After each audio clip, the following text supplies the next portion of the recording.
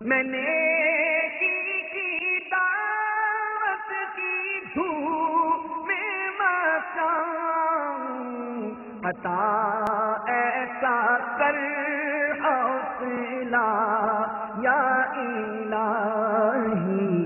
میٹھے میٹھے اسلامی بھائیوں، یاد رکھیے قبر میں صرف عمل جائے گا۔ آپ کی بلند کوٹھیاں، محلات، مکانات، آپ کی دولت، آپ کا بینک بیلنس، آپ کا وسیع کاروبار، آپ کے بڑے بڑے پلاٹ، آپ کے لہلہاتے کھیت اور خوشنما باغات، یہ سب آپ کے ساتھ قبر میں نہیں آئیں گے۔ چنانچہ حضرت سیدنا عطا بن یسار رضی اللہ تعالیٰ عنہ فرماتے ہیں، جب میت کو قبر میں رکھا جاتا ہے تو سب سے پہلے اس کا عمل آ کر اس کی بائیں ران کو حرکت دیتا اور کہتا ہے، میں تیرا عمل ہوں۔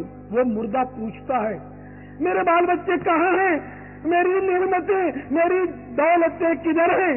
تو عمل کہتا ہے، یہ سب تیرے پیچھے رہ گئے اور میرے سوا تیری قبر میں کوئی نہیں آیا۔ اے رات کے اندھیرے میں ڈر جانے والوں، بلی کی میاؤں پر چونک پڑنے والوں، کتے کے بھونکنے پر راستہ بدل دینے والوں، سانپ و بچھو کا صرف نام سن کر تھر تھرا اٹھنے والوں، سلگتی آگ کو دور سے دیکھ کر گھبرانے والوں، بلکہ دھوئیں سے بے چین ہو جانے والوں، مگر خدا سے نہ ڈرنے والوں، کان کھول کر سن لو۔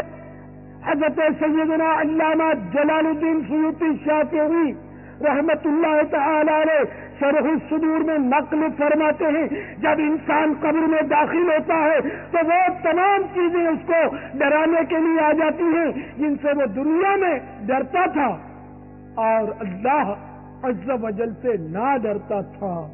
اے میرے میٹھے میٹھے اور پیارے پیارے اسلامی بھائیوں، کیا اللہ عز و جل سے ڈرنے والا نماز، روزہ اور زکوٰۃ ادا کرنے میں کوتاہی کر سکتا ہے؟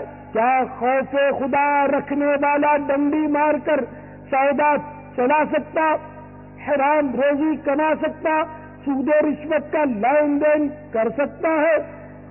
داڑھی منڈوانا اور ایک مٹھی سے گھٹانا دونوں حرام ہے، تو کیا خوف خدا رکھنے والا داڑھی منڈوا سکتا یا خشخشی رکھوا سکتا ہے؟ کیا اللہ عز و جل سے ڈرنے والا ٹی وی، وی سی آر اور انٹرنیٹ پر فلمیں ڈرامے دیکھ سکتا اور گانے باجے سن سکتا ہے؟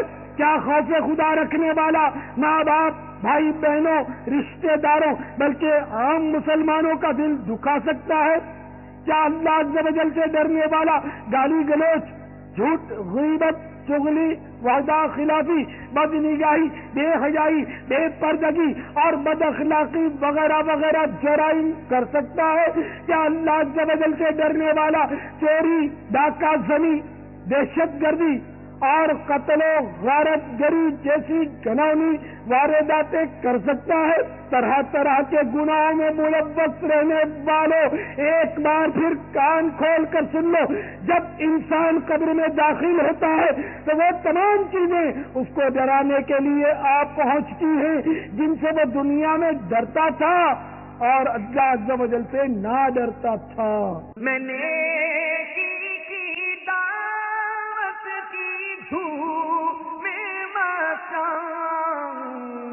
عطا ایسا کر حوصلہ یا الہی۔